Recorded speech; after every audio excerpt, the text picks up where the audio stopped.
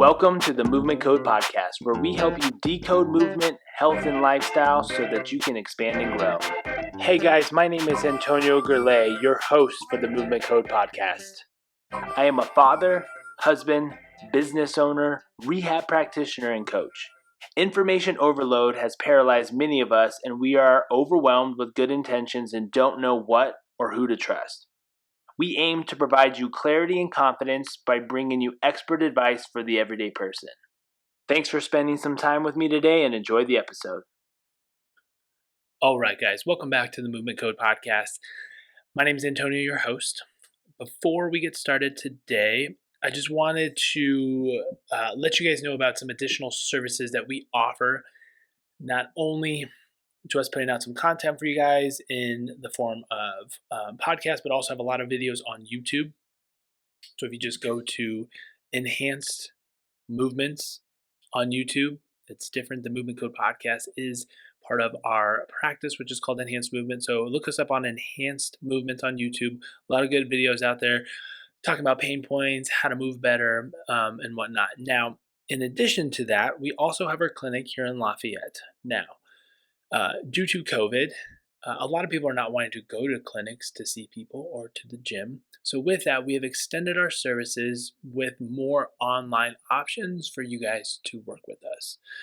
So if you are dealing with some pain points or you're looking for, a consultant or someone to work on with some of your aches and pains and just areas that you want to maybe improve in your body, whether that be mobility, whether that be strength, whether that be aesthetics, we do have some options out there for you.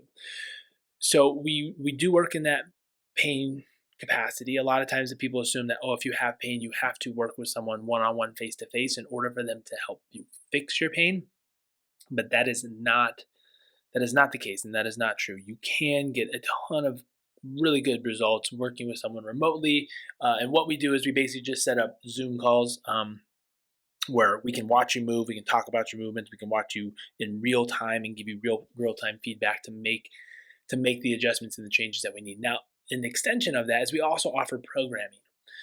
So for clients that are not wanting to go back to the gym, that are wanting maybe a little bit more of a careful eye of a clinician going through their movement patterns and watching them and working on their rehab and their training together, this is a great option because we combine all of that together. We'll write you training programs specific towards your goals and specific for maybe the aches and pains or the limitations that you have so that you can start to see more progress in your goals. So if you're interested in that, feel free to reach out to us. Contact information is on enhancedmovements.com. So that's enhanced with a D and movements with an S.com. If you just email us at info@enhancedmovements.com, we'll be able to get you there too, and any of our social media platforms as well. So just wanted to throw that out there for you guys. If you're interested in something like that, or potentially you're not, if you don't feel supported by the coach or the gym that you're at right now, or you're looking for something just a little bit different, we'd love to be able to have a conversation with you and see if we might be able to help you out. But enough of that. Today, we're going to be talking very briefly about nutrition. And we are not nutritionists or dietitians, but we offer a good amount of nutritional advice and just, general recommendations for people to help them, again, with a lot of the maybe pain points they have in their life. So, we often assume that just because a body part hurts, that's not going to really matter what we put in our mouth and how that's going to influence it. But let's consider this. Let's say, for instance, our body is somewhat inflamed, and I'm using that as a very general term because of our dietary choices. That in turn is going to change the recovery process on how our tissues remodel and recovery depending on the extent of the injury. So we do know that working on our inflammation, and most people know this, right? You sprain your ankle, like, we got to get the inflammation down, but we just put ice on it. We don't think internally of things that we can do other than just ibuprofen, which is an anti-inflammatory. But we do know that there are things that we can consume that will help with our inflammation. So for instance, turmeric, right? Most people know what turmeric is. That's a great option for us to reduce our inflammation to help with some of those aches and pains. Now that's just one example. That's not the conversation that we wanted to get in today. Today we wanted to talk about more so what should you eat? Right? We get these questions from our training clients like, "Oh, I want to gain some muscle, I want to lose a little bit of weight," whatever that might be. And we want to change the conversation around not not good versus bad, right? Just like with movement, there's no good movements, there's no bad movements. It's just context dependent and really goal dependent. That's really what you have. This all boils down to is just what are the goals that you're looking to achieve, and how can something like this help you get there. So what we have as far as uh, a macronutrients that we eat, we have protein, carbs, and fats, right? I think I think the industry and general population is starting to move away from knowing that not all fats are bad, right? Kind of around the 90s, early 2000s, in that kind of time frame, and even before then, to be honest, it was fats are bad, and fat is what makes you fat, right? Because it's kind of confusing. It's the same word, but we do know there's healthy fats, right? Things that you find, fats that you find in seeds or nuts, right? Or even certain oils, right? Those can be considered healthy fats, depending on the oils. Those can be considered healthy fats that are actually good for us, and we actually need fat in order for our body to function. If you look up the anatomy of a cell, the cell is encompassed in, because it's one cell, right? It's encompassed in this shell. And this shell is not hard, it's actually fluidy, and the outer layer is there's a fatty layer, the cell membrane wall, right? So we actually do need fats in order for our body to survive and function. So it is a necessity. Now we also see that, even think of it from a different standpoint, is supplementation when you're pregnant. DHA and your omegas, which are fats, there's the recommendations for what you need are actually extremely high, and you need the right forms in order for you to have proper neural development for your baby. There's also studies that show that it helps with postpartum depression. So it shows a high correlation, fats and cognitive benefit, right? Having a healthy fat rich diet after concussions can help heal the concussion and help you work on the cognitive deficits or recovery that you might have sustained after the concussion. So we do know that we need fats.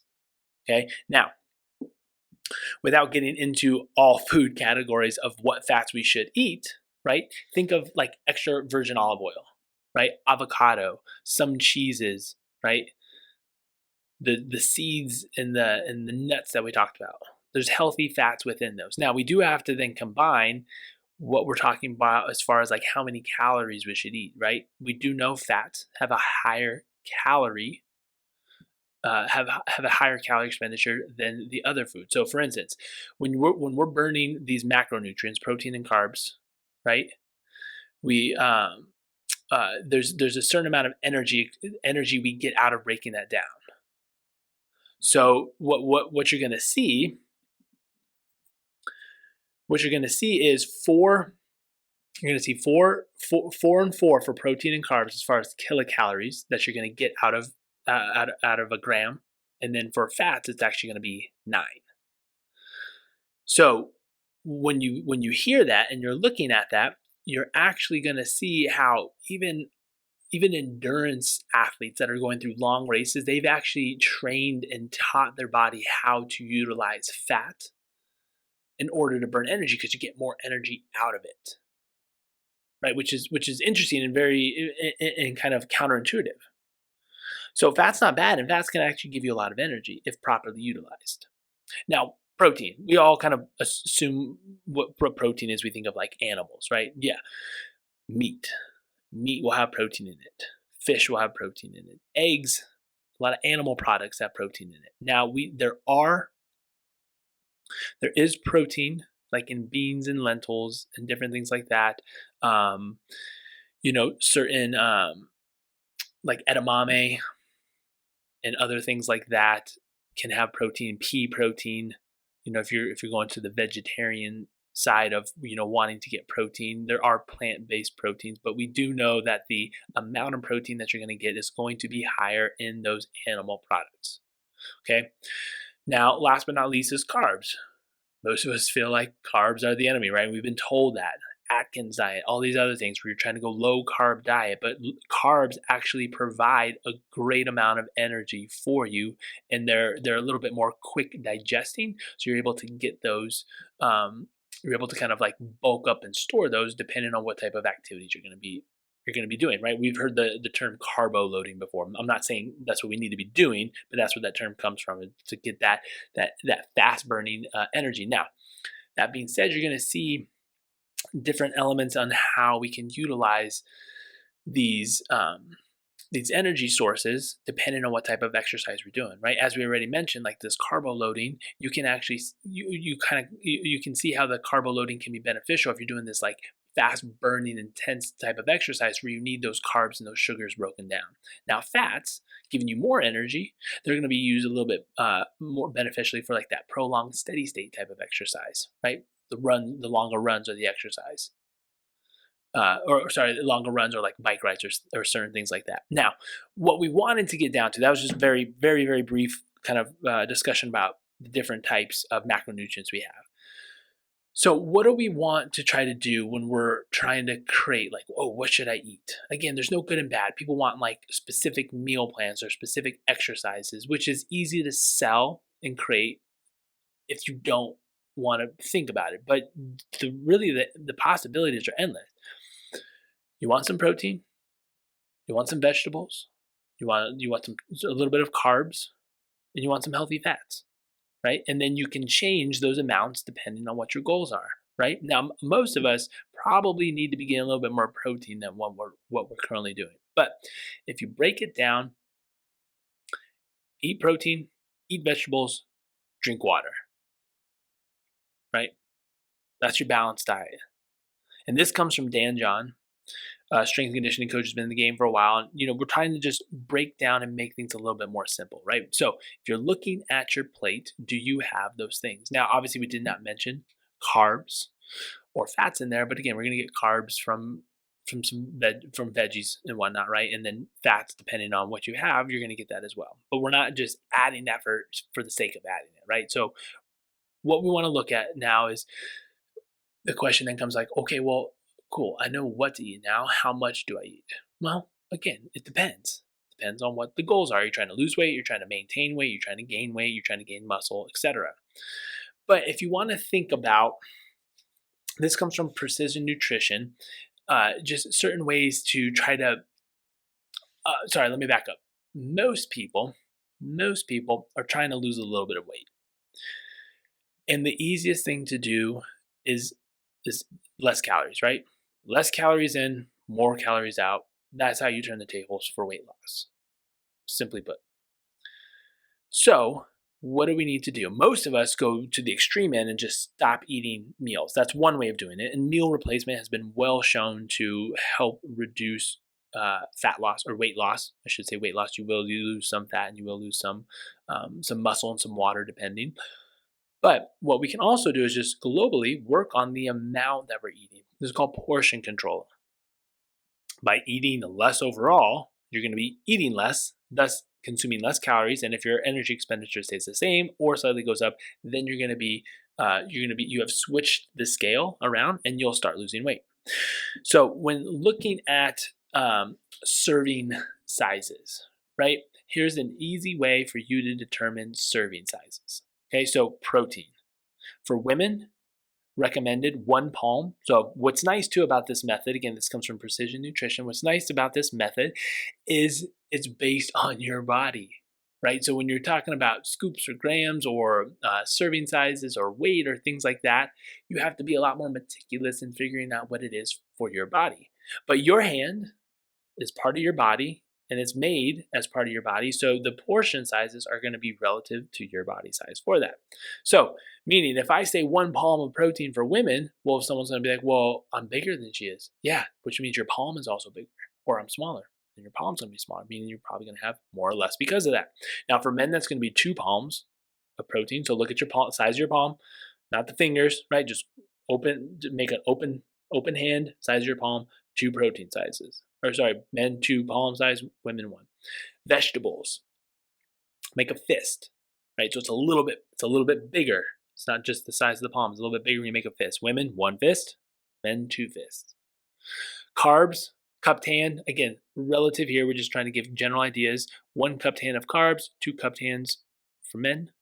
And then fat, women 1 thumb size, men 2 thumb size. All right, so what does that mean? So fat, nuts. How many just let's grab a handful of nuts and eat, right? That's quite a bit of thumb sizes there. So it's showing us in terms of things being highly dense in calories, such as fat, it's easy to embellish and go crazy on them. But that's where you might be able to cut back in terms of being at a calorie deficit so that you could hit your goals. Okay. Now, adjusting your portions up or down. Here's some guidelines to think about, right? How frequently you eat. So if you're eating more frequently, you might adjust that down. Your size or caloric needs, right? So if you're doing a lot of intense exercise multiple days a week, you probably need to increase your caloric needs, right? That goes along with how active you are. Your results, let's say for instance, again, this is all trial and error because we don't know the right recipe for you and it's going to change during seasons of life. But let's say for instance, you're doing this and you're going down, you're attempting to do these portion controls with serving sizes, but you're not seeing the results you want. Okay, well, you might need to change those portion sizes. Maybe you need to go less, right? That'd be valid. Hey, I'm not seeing the results. Okay, well, it doesn't mean we're wrong. Maybe we just need to be a little bit more stringent on it. And then obviously other things of appetite and are you satiated, right? That if you're feeling like it's just not hitting it or whatever that is, then you might need to eat a little bit more. Now, that being said, though, understanding that oftentimes our body will be conditioned into wanting more. When you're at a surplus and you have food readily available for you, it is very easy for your body to want more, right? It feels good to eat. And when you have that food readily available, you can just go to the store. Right now, if any of us is hungry, we can easily just go wherever we want and get food. Whereas the way our bodies developed from more of like a hunter-gatherer standpoint is we went through prolonged periods where we were a little bit more fasted. And it's not bad for your body. There's actually studies showing benefits of fasting from a cellular level. But what we're talking about is just trying to be a little bit more balanced on what we're eating day to day. If someone came up and asked you, if I came up and asked you, how do you lose weight? Most of us would know what the answer is, right? Eat better and work out. And that's really what it is. And we try to overcomplicate it as far as like, okay, you need to measure all of this out, measuring your macros and doing that. There's nothing wrong with that, but it's not really a sustainable model for the long term. Now, and it is really good if you are trying to be a figure competitor where you need to get your body fat percentage down to a certain point based on aesthetics and look. Now, could you do that if you just want to, you're not competing, but you just want to have that body type? 100%. If you want to be at that level, if you want to be within that margin, that narrow margin, you have to get much more calculated. But for the majority of us, we just need to most likely eat less. And you do that through this portion control, right? And you also listen to your body and knowing that just because it says it's a little hungry doesn't mean you have to eat right now, right? And how much do we eat, especially when we're grazing and snacking? So those are just a few simple thoughts as to what we should be considering as far as nutrition. If you have specific goals, you might have to adapt that or get a little bit, again, more calculated with everything. But globally, this is the easiest way. So how does this come into play, and what do we need to do to practice this, right? So most of us can. The easiest thing to think about is the holidays, right? What happens during the holidays? Most of the meals that you're eating are dense, they're delicious, and there's a lot of sweets and a lot of sugar and a lot of, with that, sugar and fat have a deadly combination. And when they're mixed together, it's just so satiating for humans that we just want to eat more. Now, what's the reset that most people do? Eat clean and it's eat less. So we know what the answer is. But the question is, are you willing to give up certain things that you know might be contributing to where you're not at your goals or not, right? An extra glass of wine, extra cheese, right? And look at, and if you're unsure if here's another kind of awakening or a wake up call. If you're unsure about the portion control that we're talking about as far as fats, or sorry, the foods that we're talking about, protein, vegetables, carbs, and fats, right? Actually look at a serving size. Look at the back, look at the label, cheese in particular, and like peanut butter. You ever seen what an actual serving size of peanut butter is? I think it might be just a tablespoon. Not even a tablespoon, probably a teaspoon. It's not a lot. And when most of us are eating something with those things, how much do we put? Are we actually staying at the portion control recommendations? Most of us aren't, right? Cheese, a cheese square, a little square cheese, one portion, right? How many of you just pop one of those in? No, right? So it's easy, and I'm not wrong. If you want to eat it, great, but it's easy to overload and to do more, right? All we need to do is just tighten the reins, be a little bit more conscious of the amounts that we're putting in. That's the easiest way to lose the weight. Now, are there other factors? 100%. Make sure you're drinking water. Make sure you're exercising. Make sure you're sleeping. Sleep is a huge factor on weight loss. All of those are vital and important, but ultimately we gotta take in consideration what we are putting into our bodies. So your challenge this week, if this is something that you want to do, as far as it doesn't have to be for weight loss, right? We're just talking generally just how to create a better sustainable model as far as what our diet is. So our challenge this week is for you to work on those portion controls, right? So you're gonna scoop out your veggies or whatever that is, and you're gonna estimate and try to put your fist up next to it if you need to, and estimate what that size is. And then you're gonna, again, it doesn't matter what you cook, right? We're not saying it has to be a specific style or flavor or anything like that. It applies for everything, but just make sure you got the protein, the veggies. The easiest way to try to start losing a little bit too is cutting down on those carbs. But again, as you start making these changes, you have to take note of your performance as far as your exercise, your fitness, and your energy levels and things like that. Now, because you're changing it up, your energy levels might get hit a little bit harder. So we got to note that, but that doesn't mean we're not going in the right direction. We're trying to condition our body to be able to do things in a different way now. And sometimes there's a little bit of a latency period or that adaptation period. But you got to note those things. You got to keep track of them. So that's your goal this week. I'm super excited for you guys to try this. And again, if you're in a good spot, like if you're good with what you're eating and you're good with your levels and you're good with your weight and everything else, you're good with your energy levels and you're training well and all those things, like this might not apply for you, but hopefully you got a little bit more knowledge just as to what protein, carbs, and fats are and how they operate and what they do. That was very obviously a smaller portion of the talk and at the beginning, but most of us know someone who wants to lose a bit of extra weight, and this is the easiest way. And to be honest too, it's a sustainable way. Diets work.